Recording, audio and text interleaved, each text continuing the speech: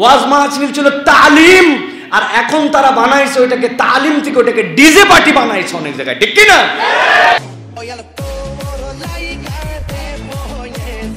বলে আমি গান গাই না, আমি শান গাই। আমি কইলাম আমি তো গান গাই নাই, আমি তো শান গাইছি। কয় আপনি কি কইছেন?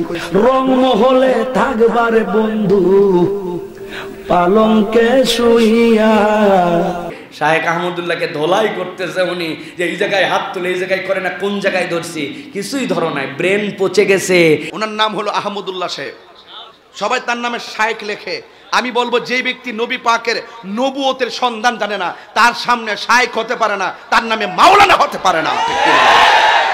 আমাদের বাংলাদেশে সালাতুল ইস্তেসকা এবং ইস্তেসকার পরে যেই দোয়া, এইটা নিয়ে আপনারা দেখেছেন বিভিন্ন পর্যায়ের কিছু ব্যক্তিবর্গ, কিছু আলেম নামধারী যাদের বিভিন্ন কার্যকলাপ জালেমদের সাথে যায়, এরকম ব্যক্তিরা সুনামধন্য ওলামায়ে কেরামের ব্যাপারে মঞ্চে বসে শয়তান শব্দ পর্যন্ত ব্যবহার করেছে।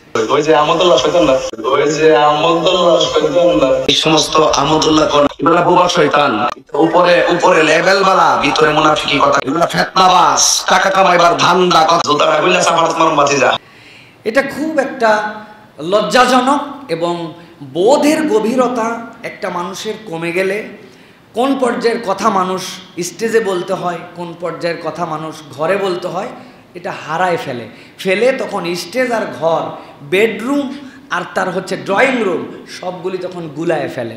প্রিয় ভাইয়েরা, আমি আপনাদের কাছে বুঝাতে চাই, দেখেন যুক্তি দিয়ে যদি আপনি কোনো জিনিস বুঝতে চান, তাহলে আমার কাছে অকাট্য এরকম কিছু দলিল আছে, আপনাকে মানতে হবে।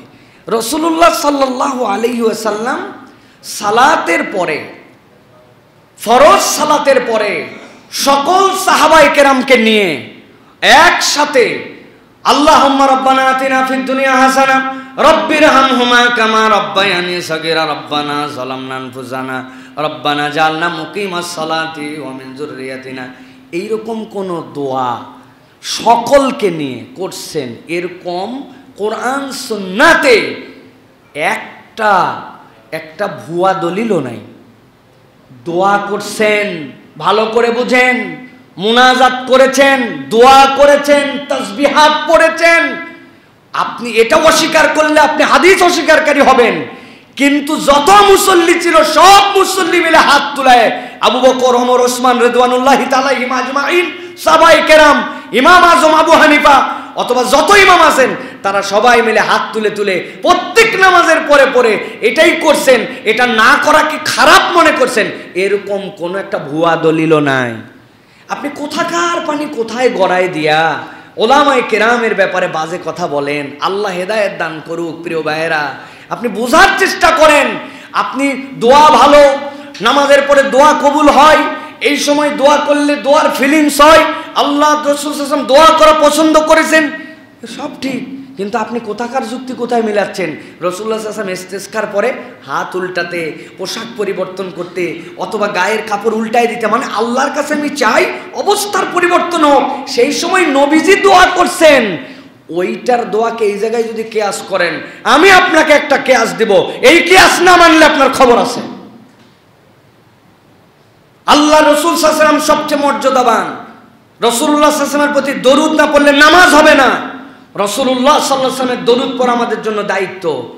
কিন্তু কত বড় বেয়াদব, নবী করিম সাল্লাল্লাহু আলাইহি ওয়াসাল্লামের দরুদ আপনি বসে পড়েন, আপনি নামাজের মধ্যে দাঁড়ালেন, সানা পড়লেন, সূরা ফাতিহা পড়লেন, অন্য সূরা মিলালেন, রুকু সিজদা সব করে বসে বসে আল্লাহুম্মা সাল্লি আলা মুহাম্মাদ ওয়া আলা মুহাম্মাদ বললেন। নবী মর্যাদাবান, অতএব আপনার জন্য সিদ্ধান্ত হচ্ছে না আমরা আর বসে দরুদ পড়ব না, আমরা এখন কিয়াম অবস্থায় দরুদ পড়ব। মানবেন না কেন? মানবেন না কেন? মানবেন না কেন? জোর দলিল তো অকাট্য যে রাসূলুল্লাহ সাল্লাল্লাহু আলাইহি ওয়াসাল্লামের প্রতি বলবেন, আপনি বলবেন না নবীজি যেভাবে পড়ছে ওইভাবে, নবীর সাহাবীরা পড়ে নাই, ওনারা কি দাঁড়ায় পড়ছে নাকি? আপনি ভুয়া দলিল দেন, আপনি এটাকে ভুয়া দলিল বলে উড়ান। আর নবী করিম সাল্লাল্লাহু আলাইহি ওয়াসাল্লাম তার সাহাবীরা দোয়া করছেন, কিন্তু সম্মিলিত এই দোয়া এরকম করে এটাই করতে হবে, এটা না করলে হবে না, এই প্রায়োরিটি দেওয়া সুন্নতের উপরে, এটার নাম বিদআত। কেউ বলেনি হারাম, কিন্তু আপনি ওইটাকে প্রায়োরিটি দিয়ে আপনি এই কাজ করতেছেন কেন? আপনাকে আমি যদি বলি সিজদা দেওয়া ভালো কাজ, প্রত্যেক রাকাতে 2 সিজদা দেই আমরা, তাহলে আমরা আজকের থেকে ভালো কাজ যেহেতু 4 সিজদা করে দিব। আরে কোথায় সাহাবী, কোথায় পয়গম্বর? তাদের গুনাহ নাই, খাতা নাই, কিচ্ছু নাই, আমি গুনাহগার বান্দা। জুম্মার নামাজে 4 সিজদা মারবেন? কেন দিবেন না? আপনারা না দেন, ওই লোকের দেওয়া লাগবে। বেটা তুমি যুক্তি দিয়ে যেহেতু আসছো, দাও 4 সিজদা, দিবে না? বলবে না। তো নবীর দেওয়া সিজদা আপনি 2টায় রাখেন।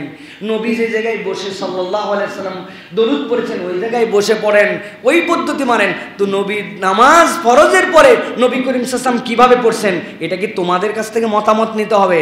শায়েখ আহমদুল্লাহকে ধোলাই করতেছে উনি, যে এই জায়গায় হাত তুলে, এই জায়গায় করে না, কোন জায়গায় ধরছি? কিছুই ধরো নাই, ব্রেন পচে গেছে। এই পচে যাওয়ার কারণে ওই অন্তরটা মরে গেছে। অন্তর মরে যাওয়ার কারণে সঠিক ইসলাম চিনতে পারে না, ঠিক কি না? এরা ওয়াজ মাহফিলকে বিকৃতকারী।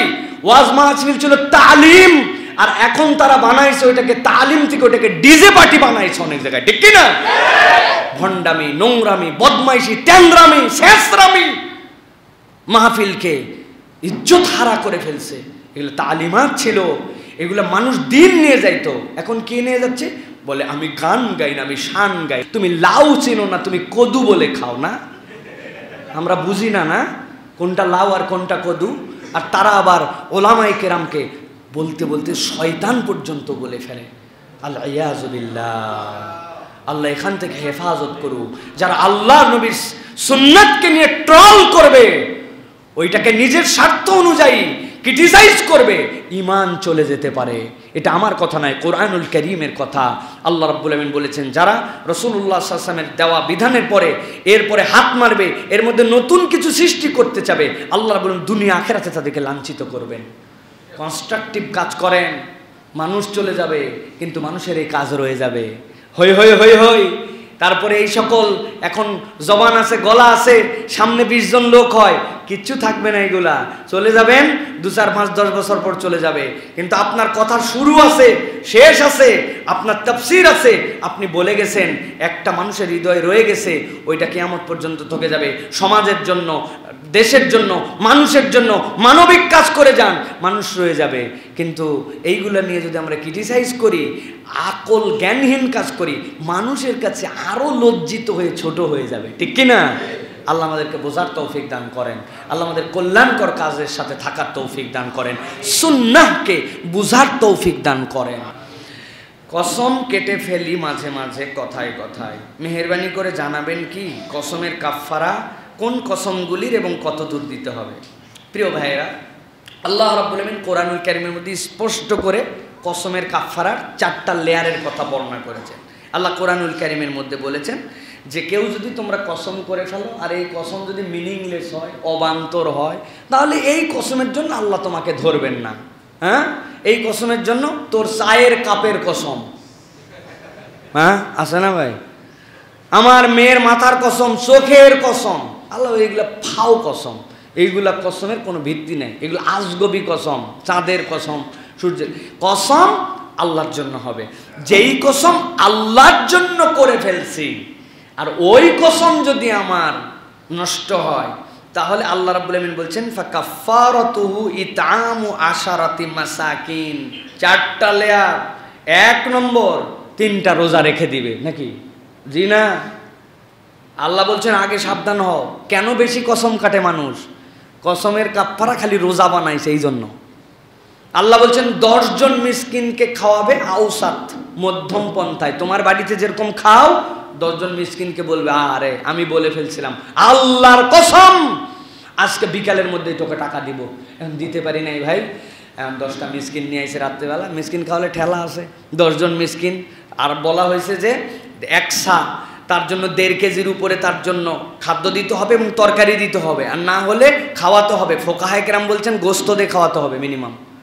আমি 10 জন মিসকিনকে গোস্ত দিয়ে খাওয়াইছেন, আপনার কসমের কাফফারা শেষ। আল্লাহ বলছেন তুমি পারো নাই, আও কিসওয়াতুহুম, ঠিক আছে 10 জনকে 10টা জুব্বা বানায় দাও। জুব্বা বানানো 500 টাকা করে, কাপড় 700, 1200 করে 10 জন মাত্র। যা 15,000 টাকা এক কসম। কসম করবি, এরপরে ঠান্ডা হয়ে যাবে। আল্লাহ বলছেন পারো নাই, ঠিক আছে তাহরিরু রাকাবা, কোনো একজন গোলাম ছিল, তাকে 1 কোটি টাকাতে কিনে স্বাধীন করে দাও। হ্যাঁ, কোনো জায়গায় একটা লোক আটকায় গেছে, গোলামিতে আটকায় গেছে, গোলাম আজাদ করে দিতে হবে। যদি এইগুলা কোনোটাই না পারো, আল্লাহ রাব্বুল আমিন বলছেন ফামাল্লাম ইয়াজিদ ফাসিয়ামু সালাসাতা আইয়াম, তাহলে 3 দিন রোজা রাখো। এখন আপনি সিস্টেম বানাইছেন আগেই রোজা, 3 দিন রোজা, ব্যাপার হলো আবার বলে দিছে শাওয়ালের সাথে কসমের রোজা নিয়ত করে ফেলাইছে, দুটোই একসাথে সওয়াব। এই সকল ধান্দাবাজি করলে হবে না। এই যে আমাদের সমাজে মিথ্যা কসম করার সাহস যে আমাদের হয়েছে, কথায় কথায় কসম, এই কসমের কাফফারাটা সাংঘাতিক। তাহলে কয়টার কথা বলছি? 10 জনকে খাওয়ানো, সাধ্যের মধ্যে থাকলে আল্লাহ মাফ করে দিবেন। এরপরে না হলে পোশাক দেওয়া, না পারলে তাদের জন্য একটা মানে গোলাম আজাদ করা। গোলাম আজাদের তো আর প্রক্রিয়া নাই। এরপরে কারো সামর্থ্যে নাই, বেচারি ভুল করে ফেলছে, আল্লাহ বলছেন 3টা রোজা রাখো, আল্লাহ তোমাকে মাফ করে দিবেন। এই হচ্ছে কসমের কাফফারা। সুতরাং কসম কত গুরুত্বপূর্ণ। আরেকটা জিনিস এখান থেকে মাসালা হাল হয়। দেখেন 10 জন মানুষ খাওয়ানো, 10 জনকে পোশাক দেওয়া, একটা গোলাম আজাদ করা, 3টা রোজা। তাহলে রোজা কত দামি ইবাদত, সুবহানাল্লাহ।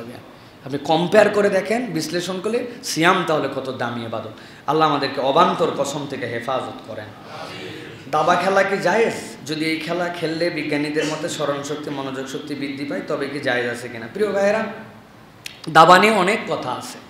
দাবার সাথে যেই পাশা যেটা বলা হয়, এই পাশার দাবাকে অনেকে এক করে ফেলেন, আবার অনেকে আলাদা করেন।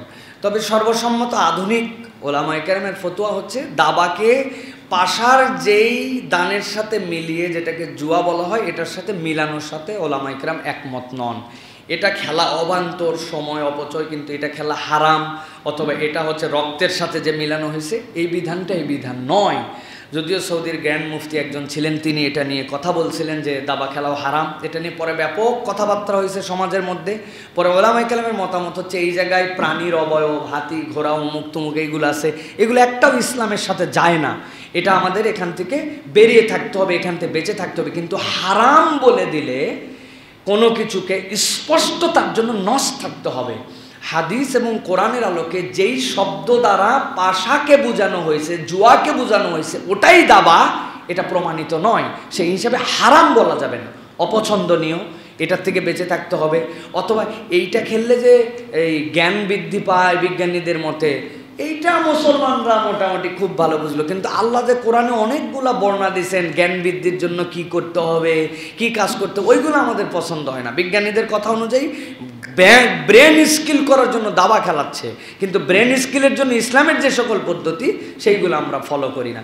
সেই হিসাবে বলবো যে আমার যতটুকু জ্ঞান সে অনুযায়ী কেউ যদি খেলে ফেলেন, এটা অপছন্দনীয়, এটা তার জন্য কারাহা, কিন্তু এটা খেললেই তিনি হারাম করতেছেন, আল্লাহর আদেশে লঙ্ঘন করতেছেন, বিষয়টি এরকম নয়। আল্লাহ আমাদেরকে বোঝার তৌফিক দান করুন, এই সকল অবান্তর কাছ থেকে আমাদেরকে হেফাজত করুন, আল্লাহুম্মা আমিন। আরেকটা কথা আছে লাস্ট, যেই কথা না বললে নয়, এই কথাটা বলা দরকার। এটা হচ্ছে আমাদের একদম খুবই, আমি মনে করছি যে এই কথা বলা দরকার প্রিয় ভাইরা। সেটা হচ্ছে যে ভাই,